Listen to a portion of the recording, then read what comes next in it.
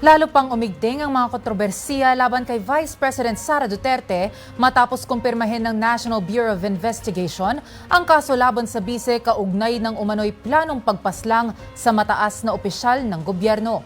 Ang buong detalye hahatid ni Kate Renya. Kinumpirma ng National Bureau of Investigation na may reasonable certainty of conviction laban kay Vice President Sara Duterte kaugnay ng kasong inciting to sedition at multiple counts ng grave threats. Ugat nito ang kanyang mga pahayag noong November 23, 2024 kung saan sinabi umano niya na nagkontrata siya ng isang assassin laban kina Pangulong Ferdinand R. Marcos Jr., First Lady Liza Araneta Marcos at dating House Speaker Martin Romualdez. Ayon sa NBI, hindi maaaring ituring na biro ang ganitong mga pahayag dahil anumang banta laban sa mga opisyal ng gobyerno ay seryosong usapin at dapat imbestigahan.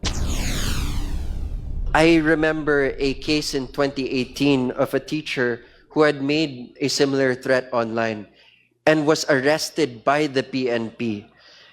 He was not a public official. He was an ordinary Filipino citizen. This committee has to take into consideration that moment in 2018, because we are sending a message with the decision that we make today on probable cause. Sa pagdinig ng House Committee on Justice, iginiit ng NBI na sinusunod nila ang parehong due process gaya ng ginawa sa isang kaso noong 2018 kung saan isang guro ang inaresto matapos magbanta laban noon kay dating Pangulong Rodrigo Duterte. Ipinunto ng ahensya na pareho ang standard kahit sino pa ang sangkot. Samantala, sinabi rin ni FPJ Panday Bayanihan Party List Representative Brian Poe na hindi pangkaraniwan ang naturang banta, lalo na't mula ito sa isang nakaupong vice-presidente at umani pa ng pansin mula sa international community na nagtanong tungkol sa seguridad at katatagan ng bansa. Dagdag pa ng ilang mambabatas, kabilang si Senior Majority Leader Lawrence Defensor, na ang mga pahayag ng vice-presidente ay maaaring hindi lamang krimen, kundi isa rin impeachable offense o paglabag sa konstitusyon at tiwala ng publiko.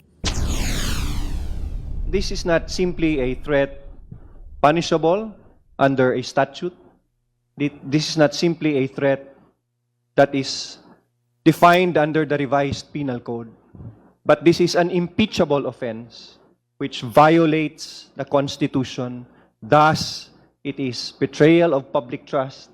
Thus, it is a high crime regardless of whether it is a threat because of the gravity of this act by the Vice President. Samantala, sinabi naman ni mamamayang Liberal Party List at Senior Deputy Minority Leader Laila De Lima na ang naturang mga pahayag ay nagpapakita umano ng hindi maayos na pag-iisip at nagbibigay ng malinaw na larawan ng karakter ng bise. Sa tingin ko po, sa akin po, ito ang pinakamalalang ground for impeachment. Dahil pinakita nito ang kawalan ng tamang pag-iisip ni VP Sara. Again, I'm not a psychologist or psychiatrist, but that's what I can see from the character and personality of VP Sara. Giit niya, dapat seryosohin ang mga banta lalo na't mismo si Vice President Sara Duterte ang nagsabing no joke ang kanyang mga pahayag. Para sa totoong balita sa Bagong Pilipinas, Kate Renya, Congress News.